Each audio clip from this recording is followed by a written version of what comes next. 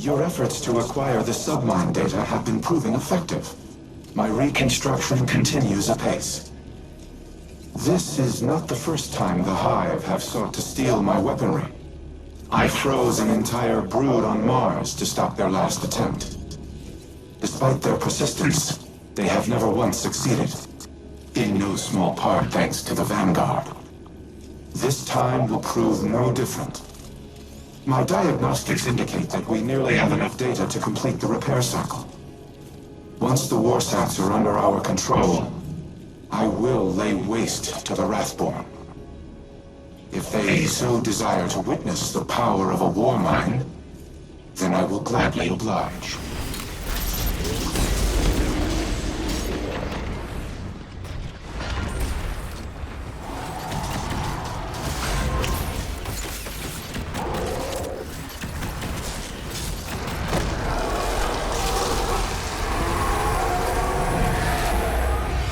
Well fought, Lightbearer.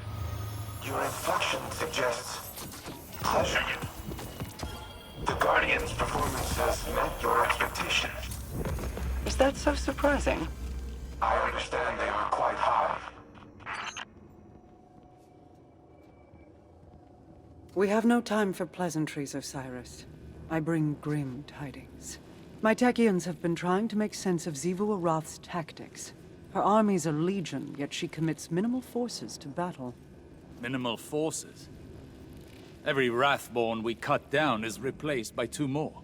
She could replace them tenfold, so why does she show restraint? Her worm feeds on warfare. The more violent the act, the greater the power she draws from it. Much like Savathun's worm fed on guile and deceit. Do you mean to say that... This is not a war. It is a ritual. Her death singers weave their magic and prepare for a grand sacrifice. If so, our strategy remains unchanged. Retake the Warsats and eradicate the Wrathborn. Just as Xivu Arath desires. The Warsats are immensely powerful. Their use would result in unparalleled destruction. She cares not which side is obliterated. Her worm will gorge itself on the carnage either way. She would turn her armies into blood sacrifices.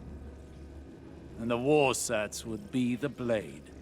Overwhelming force has proven to be the only effective tactic against the Hive.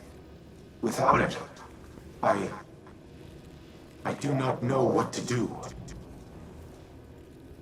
Then I suggest you think of something, and quickly. I will apprise your Vanguard of these findings.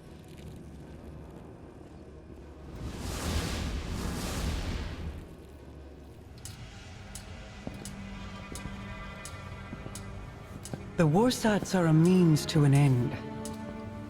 Xivu Arath will bask in the destruction they bring, and open the Ascendant Plane above Earth, as she did on Tora Bottle. It does not matter who pulls the trigger. We must cease our efforts to restore the War Mind. No.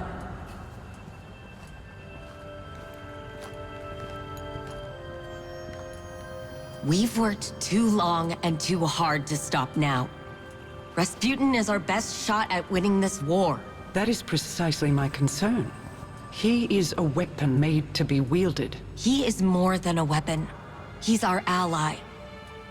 And he will act in humanity's best interest. Are you certain? He has kept secrets in the past, acted without counsel or consensus.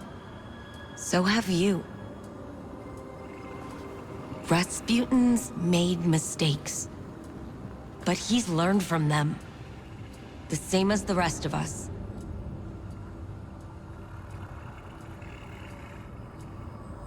Then I propose we aim not for total victory, but a stalemate.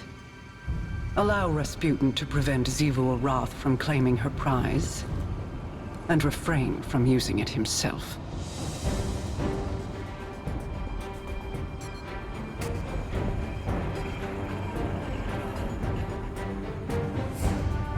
It's settled then.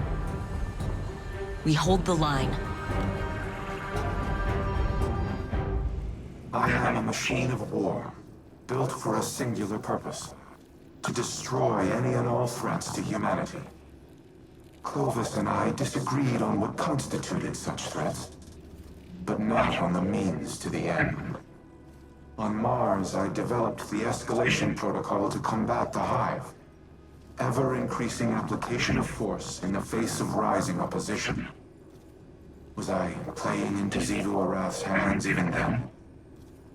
Has she always accounted for my methodologies? What purpose do I serve if my actions place humanity in danger? Am I even capable of developing a solution without mass destruction? This is a calculation I have never had to make. It will take time to run the necessary combat simulations. Follow the directions of the Vanguard in the interim. I will contact you if and when I have determined our next objective. Ikora was so bright, so full of promise. How she glowed. Like the light filled her. But it was her eyes that convinced me to take her as my apprentice. What did you see in them? Hunger. She was desperate to prove herself back then.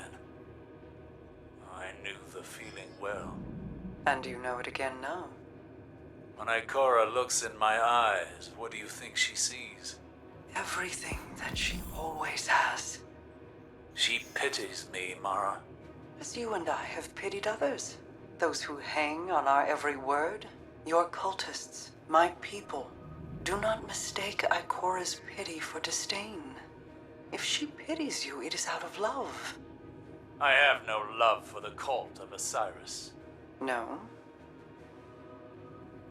Ask me what I see when I look into your eyes, Osiris. I will not, but you'll tell me just the same. I see a man who is afraid he'll never be able to live up to the expectations that other people have placed on him. A man so afraid to hurt or be hurt that he spent his very long, very accomplished life holding those same people at arm's length. This burden, this inheritance of guilt, it is Ikora's too. I never wanted this for her. As your mentors never wanted it for you.